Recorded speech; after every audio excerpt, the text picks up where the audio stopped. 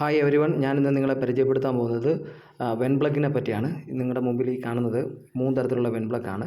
ഒന്ന് ഒരു long type when plug, രണ്ടാമത് കാണുന്നത് ഒരു മീഡിയം ടൈപ്പ് വെൻ പ്ലഗ്, മൂന്നാമത് കാണുന്നത് ഒരു ഷോർട്ട് ടൈപ്പ് വെൻ പ്ലഗാണ്.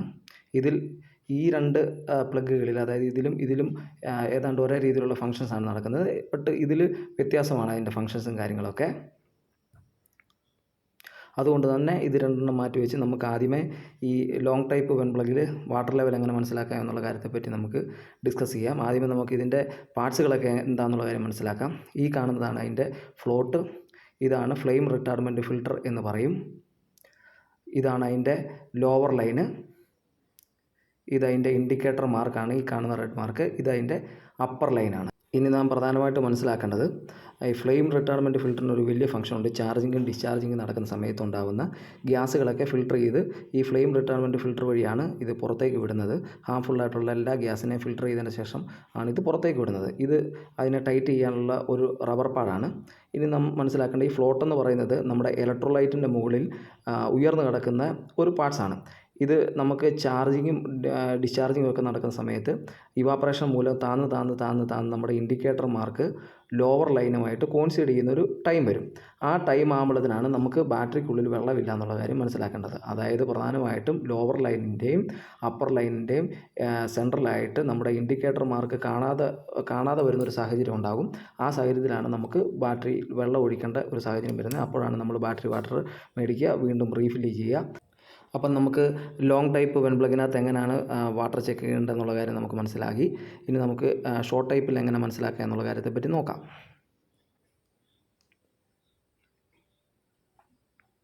ഇതാണ് ഷോർട്ട് ടൈപ്പ് വെൻ പ്ലഗ്.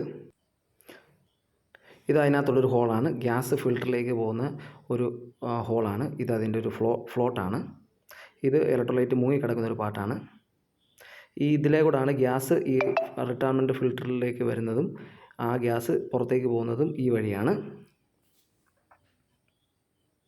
ഇതതിൻ്റെ ചെറിയ ട്യൂബ്, അതിൻ്റെ അകത്ത് കാണുന്നതാണ് ഇൻഡിക്കേറ്റർ മാർക്ക്. നമ്മൾ പുതിയ ബാറ്ററി ഇൻസ്റ്റാൾ ചെയ്യുമ്പോഴത്തേന് എല്ലാ ബാറ്ററികളിലും ഇങ്ങനെ തന്നെയാണ് വെൻ പ്ലഗ് വരുന്നത്. പിന്നീട് ചാർജിങ് ഡിസ്ചാർജിങ് നടക്കുമ്പോൾ ആ ചെറിയ ട്യൂബിൽ നിന്ന് നമുക്ക് ഇൻഡിക്കേറ്റർ മാർക്ക് കാണാൻ മേലാത്തൊരു സാഹചര്യത്തിലേക്ക് വരും. അങ്ങനെ വരുമ്പോഴാണ് ഈ ചെറിയ ടൈപ്പ് വെൻ പ്ലഗിൽ നമുക്ക് വാട്ടർ തീർന്നു എന്നുള്ള കാര്യത്തെപ്പറ്റി നമുക്ക് മനസ്സിലാക്കാൻ സാധിക്കും. ഇപ്പോൾ ചെറിയ വെൻ പ്ലഗിൽ എങ്ങനെയാണ് വാട്ടർ ഉണ്ടോ ഇല്ലോ എന്നുള്ള കാര്യത്തെപ്പറ്റി എങ്ങനെ നമുക്ക് മനസ്സിലാക്കാമെന്ന് ഞാൻ പറഞ്ഞു കഴിഞ്ഞു. നിങ്ങൾക്ക് എല്ലാവർക്കും അത് മനസ്സിലായെന്ന് വിചാരിക്കുന്നു. ഓക്കെ, അപ്പോൾ നമ്മൾ 3 ടൈപ്പിൽ വെൻ പ്ലഗിൽ എങ്ങനെ വാട്ടർ ലെവൽ ചെക്ക് ചെയ്യാം എന്നുള്ള കാര്യത്തെപ്പറ്റി പഠിച്ചു. ഇങ്ങനെയാണ് നമുക്ക് ലോങ് ടൈപ്പ് വെൻ പ്ലഗിലും ഷോർട്ട് ടൈപ്പ് വെൻ പ്ലഗിലും വാട്ടർ ലെവൽ എങ്ങനെയാണ് നമുക്ക് മനസ്സിലാക്കണം എന്നുള്ള കാര്യത്തെപ്പറ്റി നമുക്കറിയാൻ പറ്റുന്നത്. വീഡിയോ കാണുന്ന എല്ലാവർക്കും അത് മനസ്സിലായെന്ന് വിചാരിക്കുന്നു. ഇന്ന് ഞാൻ ഷെയർ ചെയ്തെന്ന വിവരങ്ങളൊക്കെ നിങ്ങൾക്ക് ഉപയോഗപ്രദമാകും എന്ന് ഞാൻ വിശ്വസിക്കുന്നു. അപ്പം ഈ പ്രധാനമായിട്ടും നാം മനസ്സിലാക്കേണ്ടത്, കുറച്ച് മുമ്പേ ഞാൻ പറഞ്ഞ ഫ്ലെയിം റിട്ടാർഡ്മെൻറ്റ് ഫിൽട്ടർ എന്ന് പറയുന്നൊരു സാധനത്തെ പറ്റിയാണ്. അതായത് എപ്പോഴെങ്കിലും നമ്മുടെ ഈ വെൻ പ്ലഗിന് എന്തെങ്കിലും ഒരു തരത്തിലുള്ള കംപ്ലൈൻറ്റുകൾ, പ്രോബ്ലംസ് എന്തെങ്കിലും വരികയാണെങ്കിൽ ഇതേ രീതിയിലുള്ള വെൻ പ്ലഗ് തന്നെ നമുക്ക് റീപ്ലേസ് ചെയ്തിടാൻ ശ്രമിക്കുക. അതായിരിക്കും നമുക്കും ബാറ്ററിക്കും സേഫ് എന്ന് പറയുന്ന ഒരു പാട്ട്. അപ്പം നല്ല നല്ല വീഡിയോകളുമായിട്ട്, പുതിയ അപ്ഡേറ്റുകളുമായിട്ട് ഞാൻ വീണ്ടും വരുന്നതായിരിക്കും. അപ്പം ഞങ്ങളുടെ ഈ വീഡിയോ ഇഷ്ടമായിട്ടുണ്ടെങ്കിൽ നിങ്ങൾ ലൈക്ക് ചെയ്യണം, ഷെയർ ചെയ്യണം, സബ്സ്ക്രൈബ് ചെയ്യണം. Thank you very much. നമുക്ക് വീണ്ടും കാണാം. Okay, by.